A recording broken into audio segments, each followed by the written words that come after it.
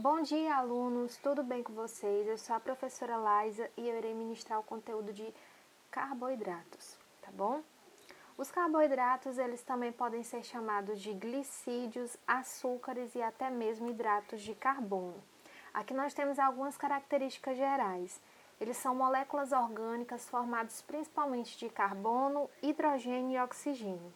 Eles constituem também a principal fonte de energia para os seres vivos, e isso é importante destacar, porque a partir daqui é que vem as duas funções desse grupo.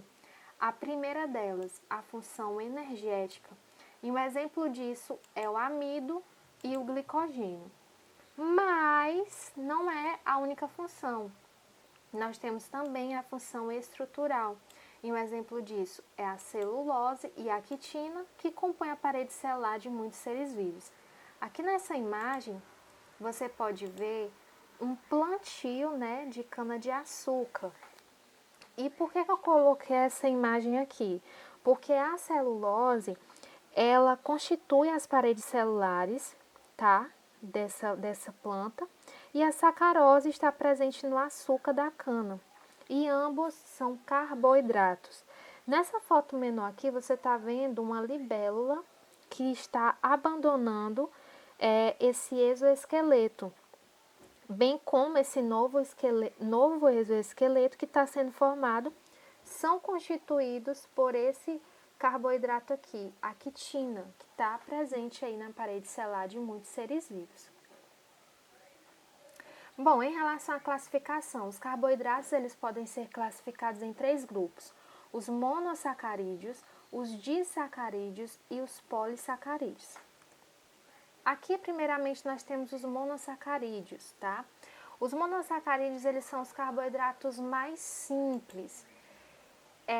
E também, quando eu digo que eles são carboidratos mais simples, é porque a partir deles é que são formados os outros carboidratos mais complexos, como é o caso dos disacarídeos e dos polissacarídeos.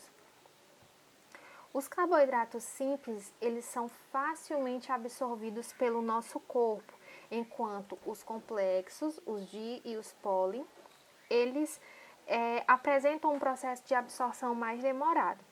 Os monossacarídeos, eles podem ser classificados, de acordo com a cadeia principal de carbono. Se possui 3, pode ser denominado triose. 4, tetrose. 5, pentose, hexose, heptose.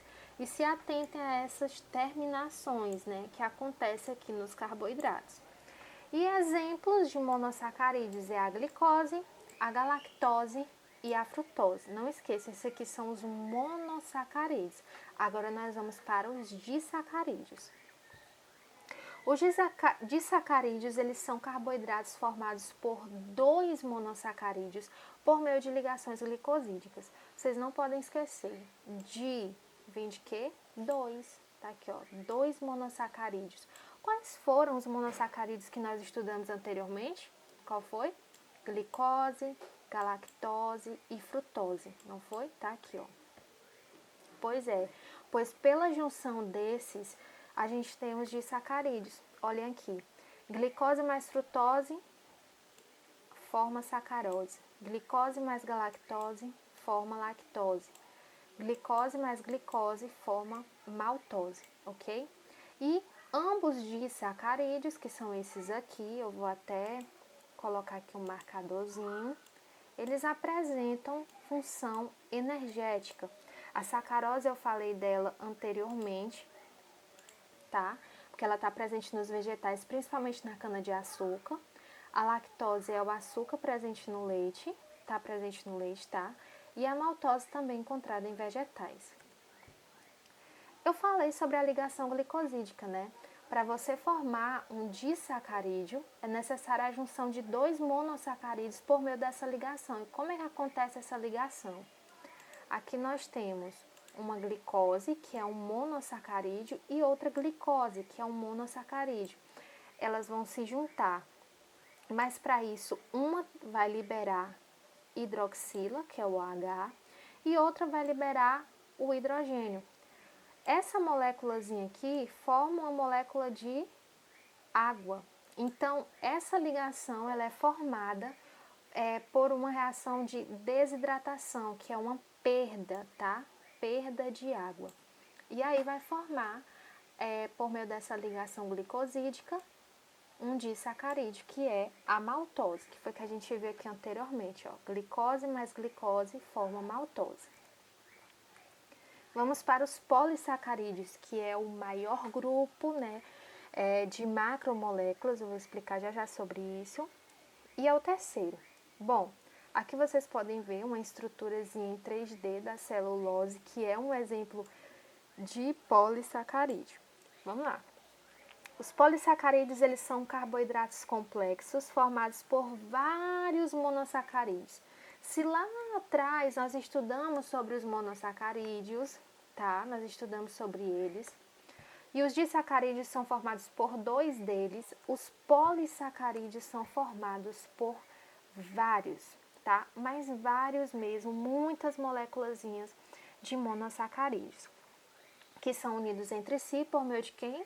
Ligações glicosídicas, o que a gente falou agora há pouco.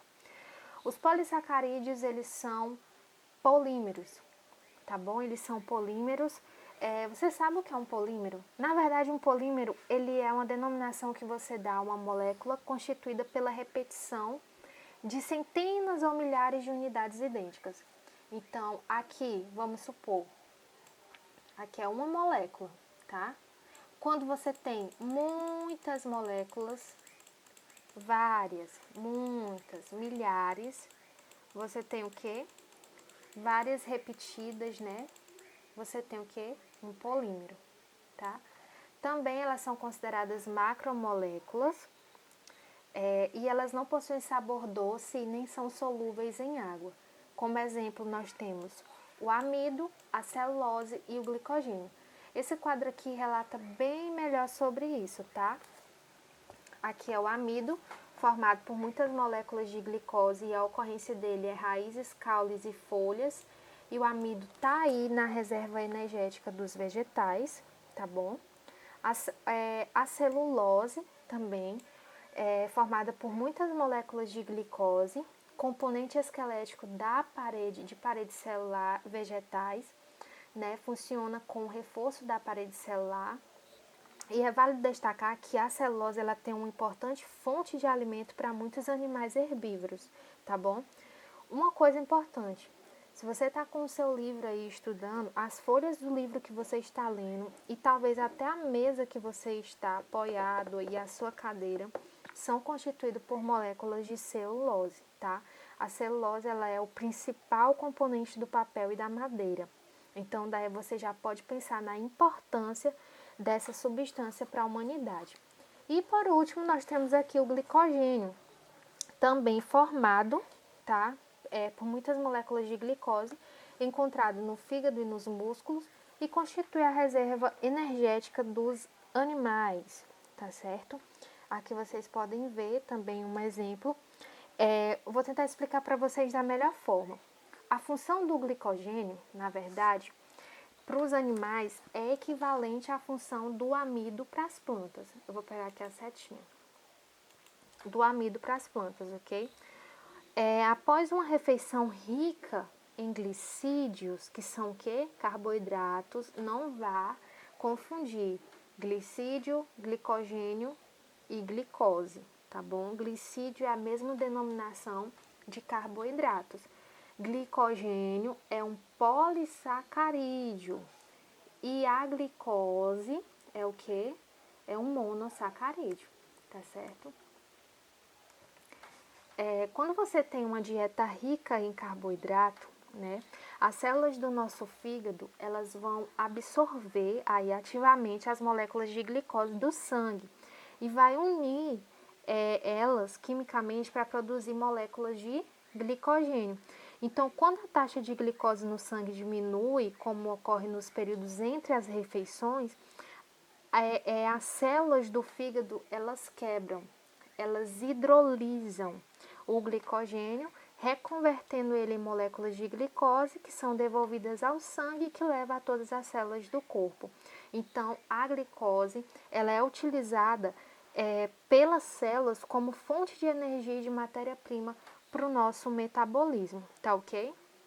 Aqui eu falei do fígado, mas quando a gente fala também dos músculos, as células musculares elas também armazenam uma grande quantidade de glicogênio, que é a fonte de energia para a nossa contração muscular. Então, o glicogênio estocado no fígado e nos músculos representa aí uma forma de os animais armazenarem energia. Não pode esquecer. E essa foi nossa aula sobre carboidratos. Obrigada pela atenção. E após essa aula, nós vamos disponibilizar uma atividade bem legal sobre esse assunto para vocês exercitarem. Até a próxima!